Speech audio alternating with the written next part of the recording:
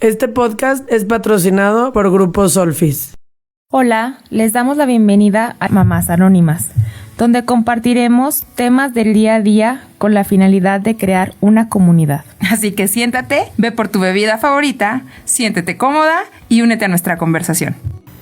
Hola, buenos días. Bienvenidos a un capítulo más de Mamás Anónimas. Y hoy abordaremos un tema muy delicado, pero la verdad es que es un tema que se tiene que hablar para poder prevenir el abuso sexual infantil, adolescente y pues también en adultos. También los adultos no estamos expensos de que ocurra algo así. Y para hablar de este tema tenemos una invitada muy especial, aparte amiga muy querida mía. Muchas gracias por venir. Ella es Marcia Pacheco, es defensora de derechos humanos, especialmente de las mujeres, niñas y niños que han sufrido a la violencia, que han sobrevivido a la violencia. En términos prácticos, es consultora independiente y brinda sus servicios a la oficina de ONU, Mujeres en México, así como gobiernos locales y organizaciones de la sociedad civil. Entonces, pues, la verdad, muy enriquecedor poderte tener aquí y que nos hables un poco de este tema. No sé si quieras platicarnos un poco de lo que haces, de lo que también es el abuso. Claro que sí, muchas gracias por la invitación. Y esto es como parte de la información que yo considero que es información para la vida, que todas las personas deberían de saberla, porque todos y todas estamos cerca de niños, niñas, adolescentes, no solo las mamás. Tenemos sobrinos, tenemos primos, estamos rodeados de infancias y adolescencias. Entonces es muy importante que sepamos cómo identificar, cómo se ve el abuso sexual, ¿no? Se le denomina abuso sexual a abuso, es importante decirlo, son aquellas situaciones que no necesariamente llegan a la penetración. Es más bien una argucia legal, ¿no? El abuso sexual puede ser que le obliguen a mirar a una infancia, a una situación de violencia, a un cuerpo, ¿no? Pornografía, fotografías, etc., pero no hay penetración. Pero a mí me gusta más decir violencia sexual, porque la violencia es más compleja. La violencia sí abarca actos, tocamientos, miradas, es más compleja, es culmen de manifestaciones, incluso la penetración, que sería la violación. En cambio, cuando hablamos de abuso, siempre nos limitamos a que no haya este tocamiento, esta cercanía física. Entonces, aquí lo que primero que hay que hacer es abrir el término y hablar de violencia sexual. Y es muy importante aquí decir que muchas veces en la ley se castiga más la violencia por la penetración que el abuso sexual. Pero es más común el abuso sexual y a veces causa el mismo nivel de daño que la violación. ¿Por qué? Porque aquí hay factores muy importantes para comprender la violencia, que es la intensidad que se puede medir con el nivel del tiempo que la persona, niño, niña o adolescente, ha vivido la violencia y la cercanía por parte de quién. Entonces puede ser que un papá con su hija nunca la penetró, pero todas las noches se metía a su cuarto, se dormía a su lado, se masturbaba junto a ella. Entonces eso ya rompió a esta niña, a esta adolescente para toda la vida, ¿no? Y esto es lo que no considera la ley, ¿no? Que siguen considerando tipos penales que son muy limitados, ¿no? Y que no nos permiten identificar la gravedad y la complejidad de la violencia, ¿no? De cómo se vive. Entonces depende de la clasificación, es como, o sea, si tú llegas y haces una denuncia, depende de cómo lo clasifiquen, es la intensidad de que va a ser la persona juzgada, pues, por el acto que hizo. Así es, depende de la pena. No es que exista, es muy importante esto que dices, ¿no? La clasificación del delito. O sea, en términos de ley, de castigo, es la clasificación, ¿no? Hay que, bueno, ahorita yo creo que sería bueno que lo habláramos como más adelante, cómo denunciar, qué cosas hacer, cómo prepararse. Pero aquí es súper importante decir por qué es fundamental hablar de este fenómeno en infancias y adolescencias. Primero, me gustaría decirles que existen, digamos que el acercamiento al análisis del trauma es algo relativamente reciente, ¿no? Empezó un poco cuando las guerras, ¿no? Se terminaron las guerras y entonces obviamente que la gente que había participado en las guerras regresaba y ya no eran ellos. Y entonces se empiezan a estudiar sus cerebros, las consecuencias que la guerra había tenido, que es estar en una guerra es vivir en conflicto, en riesgo todo el tiempo, ¿no? Rompe a las personas. Sí, claro. Entonces empieza a generarse síndromes, ¿no? Como el síndrome del veterano, ¿no? Y entonces resulta que apenas se empiezan a investigar qué otros fenómenos ocasionan trauma. Un trauma es una herida. Trauma, la definición de la palabra quiere decir herida, ruptura. Un trauma es una ruptura en tu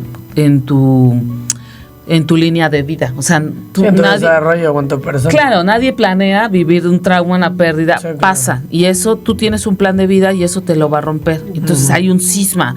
Tienes que replantearte a dónde vas a ir, cómo vas a hacer después de la situación que viviste. Y lo que se encontró es que, por ejemplo, en los 90s, que ya empezó la tecnología a perfeccionarse, entonces empiezan los escáneres de cerebro, ¿no? Las fotografías internas, y entonces ahí se dan cuenta que el trauma, las situaciones difíciles, tienen modificaciones cerebrales.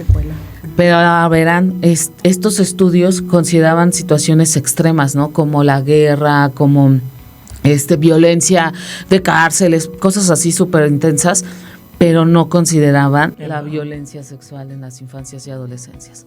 Y cuando se empieza a investigar, resulta que las cifras son avasalladoras. O sea, muchas personas que después tenían problemas de consumo de sustancias, de consumos problemáticos de sustancias, situaciones que mujeres que tenían relaciones súper abusivas habían vivido situaciones de violencia sexual en su infancia y o adolescencia.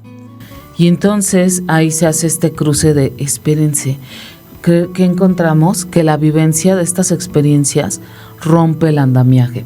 O sea, ustedes que son mamás, ustedes me lo van a poder decir porque son expertas en esto, pero la maternidad, la paternidad, implica una construcción de un andamiaje emocional, psicológico, espiritual, físico, o sea, desde que lo vacunas, lo llevas a la escuela, lo inscribes, ¿sabes? Tú tienes que tener aprobación de todo eso, tú tienes que tener tu carta de vacunación, tu boleta de inscripción, o sea, es una construcción de un ser humano, porque esta es la realidad, un niño o niña depende absolutamente del cuidado de sus padres. Somos la única especie que no podría sobrevivir si nos dejaran en libertad. Sí, o sea, como de ya naciste, bye. Ya caminaste, bye. Te mueres. No es posible, no es posible. Entonces, ¿qué implica este proceso de cuidado que se va construyendo el andamiaje, ¿no? Cuando yo digo andamiaje es que se va construyendo este desarrollo de la infancia en un contexto de seguridad. Que ojo, no quiere decir que no le vaya a pasar nada, ¿no? Que vaya a estar encerrado. En una cajita de cristal. Quisiéramos, pero no. No, va a tener dificultades, pero que tenga la posibilidad de reconocer situaciones de riesgo, de pedir ayuda, que tenga la confianza de pedir ayuda y de poder enfrentar el suceso. Cuando se ha vivido una situación de violencia sexual, ese andamiaje se rompe. Y más cuando quien ejerce esta violencia es el papá, el tío, el hermano, y es los que abuelos. Desgraciadamente, de ahorita tú no los vas a decir, pero desgraciadamente es gente cercana. O sea, muchas veces pensaríamos eso, ¿no? Digo, lo poco que sé el tema es eso. O sea, que ni siquiera es porque se fue al campamento y abusaron de él. No, o sea, es lo que dices, el tío, el hermano, el papá, y dices... Chin, o sea, y yo creo que ahorita que hablas del trauma, justo por eso es tan fuerte un trauma así, porque la persona que debía cuidarte no lo está haciendo, ¿sabes? O sea, sí, claro, y es más, hasta por el lado de, a lo mejor no fue la mamá y el papá, pero cuando llega el chiquito y te dice, mamá, es que mi tío me tocó, y tú no le crees, y tú te haces, porque ahorita nos vas a platicar, pero hay gente que decide mejor hacerse de la vista gorda, y por no tener problemas familiares, mejor no decimos nada. Entonces imagínate el pobre niño o niña que está expresando lo que pasó, y además el papá y la mamá ni siquiera, o sea, no digas nada, y ya no va a volver a pasar, o no es cierto, no es mentiroso, o, ¿sabes? O sea, como que son cosas que claro que para el niño, o sea, para cualquier persona es como, ¿y el que me iba a cuidar dónde está? Sí, Claro. como las mamás que se vuelven a tener a una pareja, ¿no? O digo, viceversa, y que son los que están violentando a los niños y las mamás o los papás, por no que no los dejen, permiten que pasen estas situaciones, ¿no? Eso rompe más porque además es que hay un contubernio de la mamá Sin con el consentimiento. perpetrador. Imagínate. Y claro que los niños se dan cuenta, niños, Por niñas se supuesto. dan perfecta cuenta de lo que han. Es más, aprendemos a sobrevivir en el trauma, en las dificultades. Y es bien importante decir esto, ¿no? O sea, yo considero que estos mitos que se tienen que romper para hablar de la violencia sexual es que no están locos. Primero, un hombre, que generalmente son hombres, que abusa sexualmente, toma una decisión racional. Sí. Tan es racional que la planifica, que construye los momentos donde pueda abordar a este menor de edad. Y entonces lo somete, lo manipula. Eso no lo hace una persona que tenga problemas mentales. exacto. Lo hace alguien que racionalmente elige hacer daño.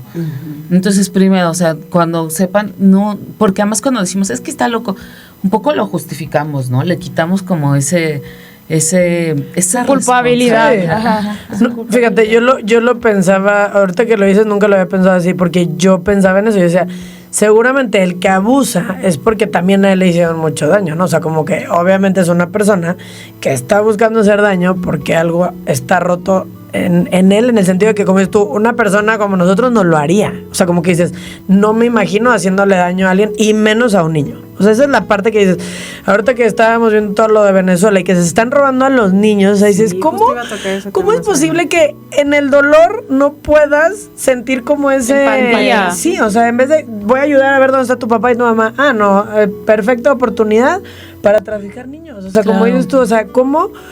O sea, sí, su mente yo no sé si es maquiavélica, si es como, o sea, si tengo un trastorno, si no tengo un trastorno, pero no había pensado en eso que, como dices, o sea, no.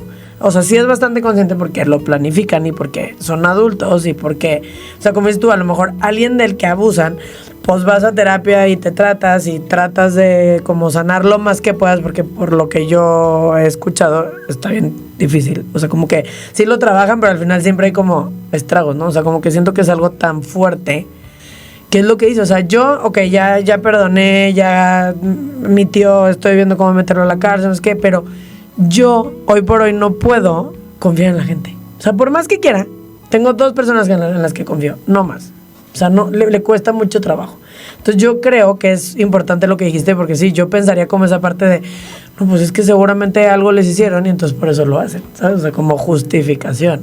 Sí, y es probable, pero la verdad es que, ay, perdónenme, y a lo mejor esto no es tan empático de mi parte, pero yo llego a un punto en el que digo, pero no es mi problema, o sea, el problema es que no se repitan Sí, estas cosas. totalmente. Y también creo que otro de los mitos es pensar que no es un tema prevalente, ¿no? Que no es un tema, que no es un fenómeno que suceda mucho, porque eso nos hace no estar alertas, ¿no? Y la verdad es que es un muy asunto común. súper común. Sí. México tiene unos niveles altísimos de violencia. México es el primer lugar de explotación, abuso sexual de menores de edad y tenemos unas historias de terror, Ay, o sí. sea, solo está México y después le sigue Brasil, pero Brasil es enorme, o sea, la capacidad, la gente es enorme, o sea, por estadística dices, lo que está pasando en nuestro país es una epidemia, ¿no? Entonces, cuando nosotros podemos hablar de un fenómeno que está aquí y ponerlo sobre la mesa, lo podemos investigar, lo podemos alumbrar, podemos ver qué sí sirve, qué no sirve, ¿no? Tampoco es que no quiero que estén por allá las mamitas de, ay, voy a estar así con los ojos, no, pero sí estemos Saber que alertas, existe, alertas, saber sí. qué pasa, estar alertas y también, muy importante, algo que aprendo mucho de ti es como cada cosa tiene un nombre, ¿no? Entonces también el nombrarlo es el saber que totalmente, existe y como totalmente. tú dices, traerlo a la mesa y decir, no está loco, está pasando esto y es un violador. Claro. O sea, y nombrarlo por como es, por lo como que es. es. Eso es súper importante porque esta es una premisa feminista que reza que lo que no se nombra no existe. Y a mí me choca ahorita como esta comunicación en redes donde no puedes decir nada, Ah, no sí. puedes nombrar Sí, nada, Hasta perdón. tienes que decirlo así de, No, tú, güey. o sea, porque si no lo abras, si no lo Sí, diseccionas, sí. si no lo alumbras, nos están condenando otra vez vivir en el oscurantismo, ¿no? Claro. Y esto es súper importante, hablando de la prevalencia, del nivel de incidencia de violencia, Los espacios, esto también es real. Los lugares donde están más en riesgo los menores de edad son en los hogares. Son las casas. Aunque claro, y no quita que no haya fenómenos de sitios como las escuelas, que después sería el sitio donde más en riesgo están. Es que esto es impresionante, pero hay una organización civil que sus siglas son ODI, ODI. Me parece que es una oficina de defensoría de las infancias, creo que así es el nombre, pero ellos tienen una investigación durísima de un asunto de violencia sexual en un kinder, me parece, pero un asunto sistemático, grababan a los niños, parece que hasta estaban vinculados a una secta, ¿no? Sí, Pero fíjate, tú tienes esta organización. Aquí en Aguascalientes sucedió una pareja casada. El chavo grababa a las amigas de la esposa. Ok, o sea, se dieron cuenta porque una amiga llegó a la casa de la sierra de donde no sé dónde carajos era. Como que vio algo y dijo, chinga, pues, ¿qué onda? Y lo movió y resulta que era una cámara. Y yo lo que decía, como dices, bueno, ahí es chino, o sea, ¿qué onda con el hombre? ¿Está enfermo? ¿O qué está pasando? No sé qué. Lo peor fue, yo después me enteré, o sea, porque dice, ok, se quedó ahí, no, bueno, ya, y no sé qué pasó con el fulano, supongo que nada, porque después me enteré hace poco, ahorita que estás diciendo, que hay que nombrar las cosas, y como decimos, hay que decir las cosas como son, en el sentido de que, o sea, la mujer lo perdonó, y la mujer sigue con él, y fue como ay, bueno, no sé qué, y tú, reina, ¿cómo permites que tu marido exacto, o sea, y a tus amigas, o sea, porque ni siquiera era que dijeras, también está pésimo, pero que metiera a mujeres y no, eran tus amigas, era gente que conocías, era gente, vete a saber si la mujer estaba coludida o no, ¿sí me entiendes? O sea, es lo que te digo, no, y vete a saber si la chava hasta sabía, o sea, pero son estas cosas que yo también digo, ¿en dónde está tu mente para poder permitir esas cosas? Pero fíjate, aquí hay algo muy importante que dice Belén, el consentimiento. Pero el consentimiento, como su nombre lo dice, es la posibilidad, la decisión de decidir consentir en un espacio, tiempo determinado. Yo en este momento, el día de hoy, a las 10 de la mañana, decido estar con ustedes sentada en este podcast. Pero me puedo ir en este momento y decirles, saben que ya no me siento cómoda, y eso puede pasar en una relación sexual. Pero ¿qué creen? Con niñas, niños y adolescentes no hay posibilidad de consentimiento. Y ahora les voy a decir por qué. ¿Por qué creen ustedes que no pueden consentir? Pues porque no tienen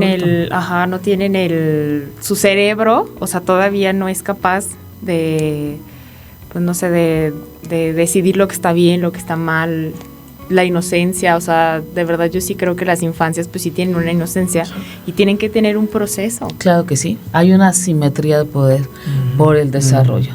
Es decir, que el consentimiento, y esta es una característica fundamental del consentimiento, es que se da entre pares, entre iguales. Cuando hay una asimetría de poder, no puede ser que un adulto de 25 años le diga a una niña de 13 que si quiere ser su novia y la niña le diga que sí. Eso no es verdad. Y lo que es más terrible es que en juicios eso lo cuentan. Cuando la niña no quiere denunciarlo porque está enamorada de él, sí, pero no existe un nivel de desarrollo que le permita comprender la dimensión de desarrollo lo que está cognitivo, viviendo. porque de una u otra forma pues es manipulación en todo el aspecto, o sea... Sí, no se puede, simplemente no existe consentimiento.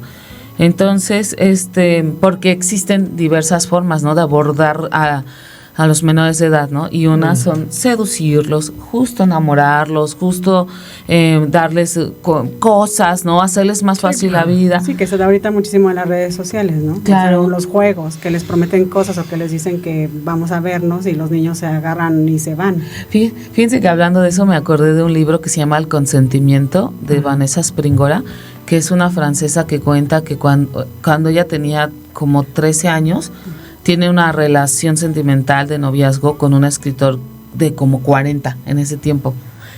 Pero ella no se da cuenta de lo abusiva que era su relación hasta que crece. Y ya siendo una adulta, ella justo de 40 escribe esta novela. Y lo que se da cuenta es de lo terrible que fue, del sometimiento que vivió, de cómo vivió su sexualidad así de una manera tan repugnante, porque además el tipo era un pedófilo. bien señalado, que además participaba en eventos en propuestas de legalización de interacciones con menores de edad. Y entonces ella saca este libro y creo que es un muy buen testimonio que nos permite ver que como, aunque en esa edad parecía que ella daba su consentimiento, la realidad es que la asimetría de poder era muy evidente, ¿no? Y luego también está esta participación, esta ejecución de la violencia, que es todo lo contrario, ¿no? Que es en extremo violenta, en extremo humillante, en extremo que es sometedora, que somete a las infancias, ¿no? Y pues claro, esto lo que hace es que modifica el desarrollo de la persona que está viviendo y enfrentando la violencia, ¿no? ¿Qué es lo que pasa? Que el trauma lo que hace es que físicamente a las personas que han enfrentado situaciones complejas de, ¿cómo decirlo?, de riesgo latente, es que las hace permanecer en un estado de alerta. Y este estado de alerta es un estado físico, mental, emocional, que no les permite disfrutar las etapas de su vida. O sea, un niño de 8 años que su preocupación debería de ser el fútbol, o no sé, o sea, la escuela, la tarea, la fiestita del amigo, o sea, que voy a pedir de Navidad. Está desgastándose, ¿saben qué? Está desgastándose tratando de descifrar cuándo va a volver a vivir otra vez violencia. Está desgastándose tratando de descifrar si su mamá esa vez sí le va a dar una palabra de apoyo o no. Y probablemente no se encuentre en una situación de apoyo, entonces está desgastándose buscando la manera de sobrevivir a ese entorno de violencia. Y eso lo que hace es que no haya un desarrollo Sí, claro, completo. O sea, cambia su comportamiento totalmente de adulto. O sea, pues esa herida de infancia, pues que se queda marcada. Fíjate que justo hace poquito acabo de ver con mi hijo la película de Michael Jackson.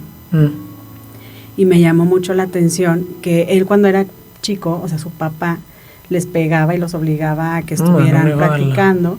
Y entonces, y la mamá veía entonces él volteaba a ver a su mamá y él le decía, veme a los ojos, cuando estaban practicando, veme a los ojos, y el otro no podía.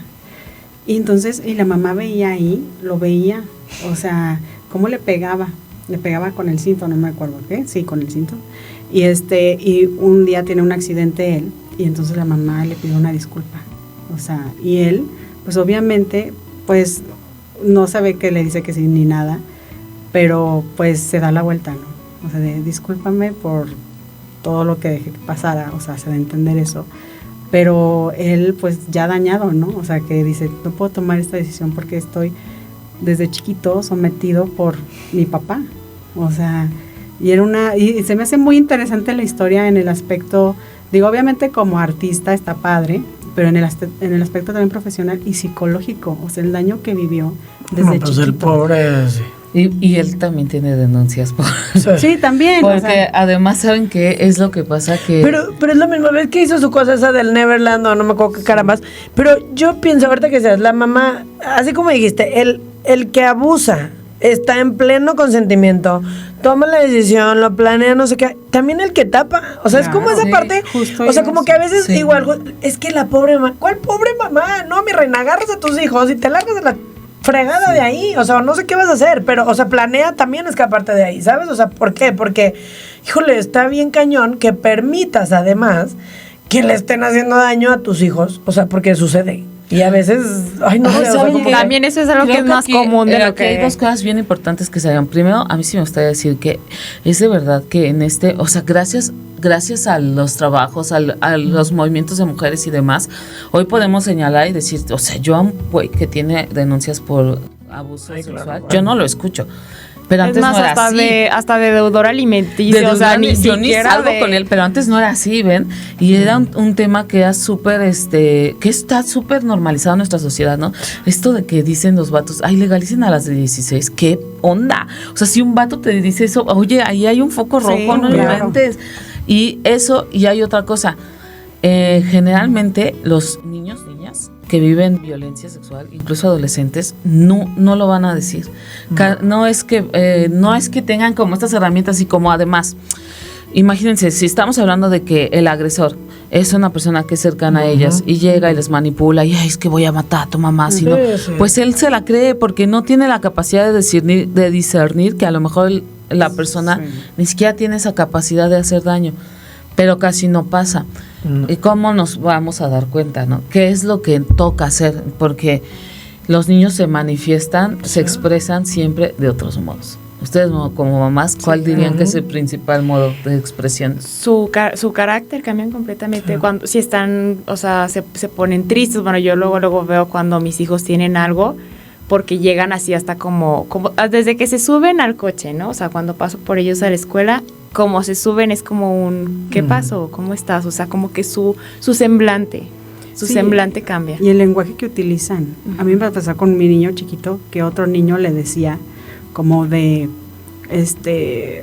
como hacer un ejercicio, o sea, y a mí me llamó mucho la atención y me dio mucho coraje con la psicóloga de la escuela porque le dije, oye, en vez de tapar eso, tú no sabes qué está pasando con este niño, no sabes si el doctor le dijo o alguien le está diciendo, en vez de ayudarlo, no decidiste meterlo en el cajón y ocultarlo.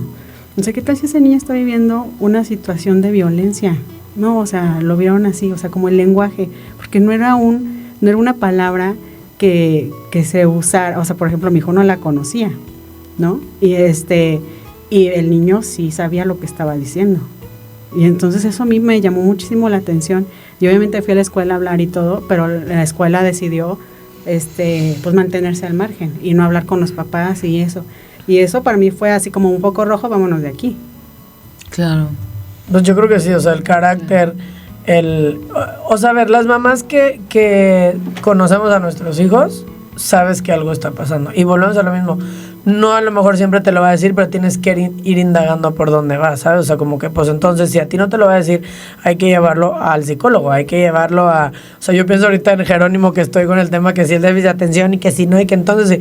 Yo te lo juro que al principio, cuando veía sus impulsos así, hasta llegué a cuestionar, dije, puta, ¿le habrá pasado a este pobre algo? O sea, porque a veces era una impulsividad muy así, digo, y la entiendo, ¿verdad? Pero gracias a Dios no fue eso, pero sí yo dije, bueno, necesito que, o sea, si yo no estoy alcanzando, necesito que alguien más me diga qué está pasando, ¿sabes? O sea, te digo, hoy gracias a Dios tengo un diagnóstico del déficit de atención, bendito Dios, pero sí me daba un poco de miedo pensar en, ¿y si le hicieron algo? O sea, porque como dices, a pesar de que vivimos hoy lo que vivimos y tenemos más información y podemos, yo me acuerdo de mi marido desde chiquitos que les cambiaba el pañal, les decía, nadie te puede tocar el pene. Claro. Nadie.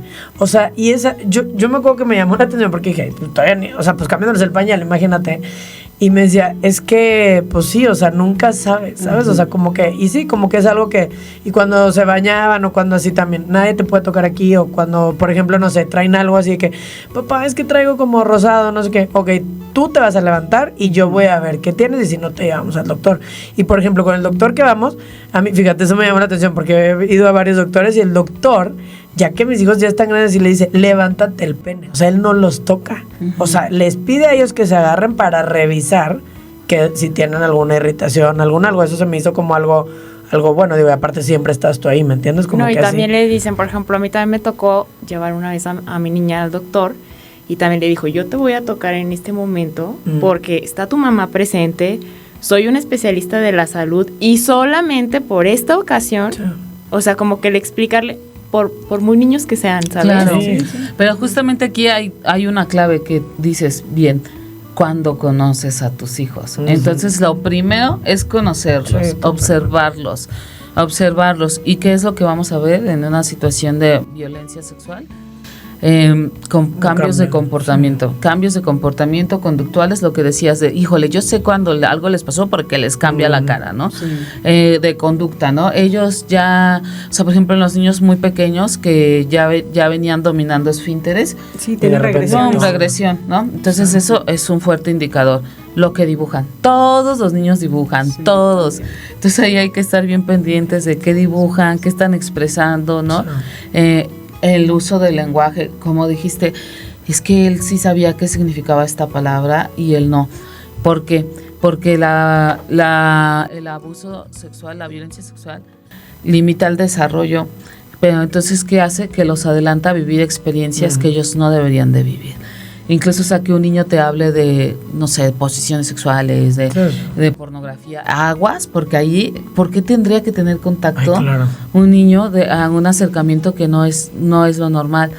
Y fíjense que justo para hablar de esto es que es el desarrollo, porque también es muy importante hacer esta diferenciación de que sí es violencia sexual y que es un desarrollo sexual, porque también es real que nosotros los seres humanos somos seres que nacemos sexuados.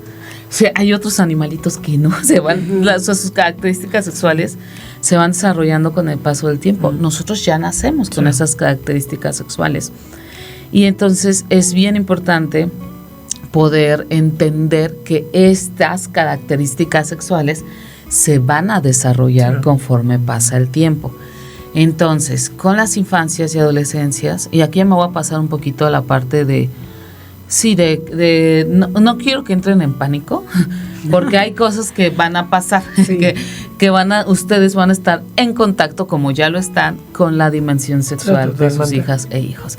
Y nos pasa mucho el tabú, ¿no? Del niño, del bebé chiquito que le estás cambiando el pañal y tiene una adicción. Pues claro, o sea, está siendo estimulado, o sea, no quiere decir que tú estés haciendo algo mal, pero claro que al haber una manipulación por la limpieza, el organismo va a desarrollarse. O cuando están dormidos. O sea, pero ¿qué es lo que ocurre? Que hay que tener como papás bien claras las etapas del desarrollo físico-sexual de estos niños y niñas, ¿no?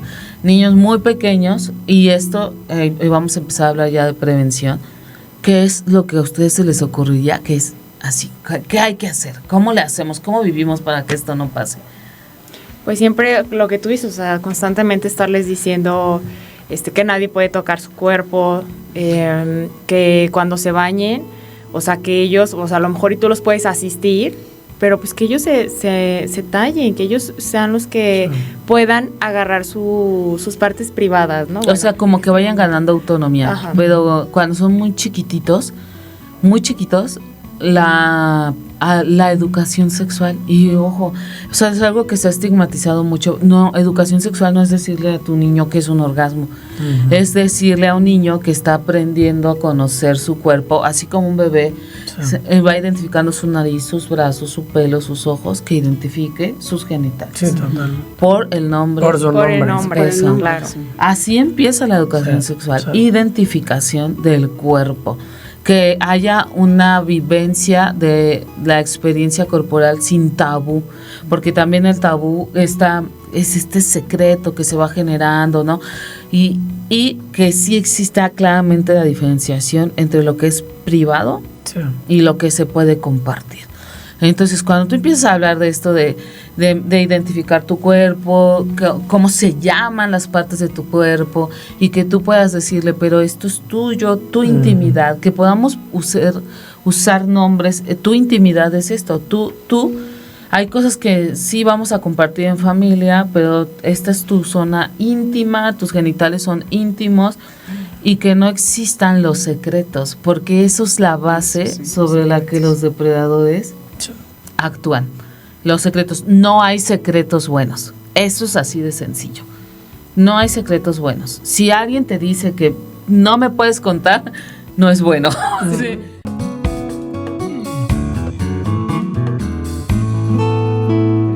De mamá, hay que ayudarnos.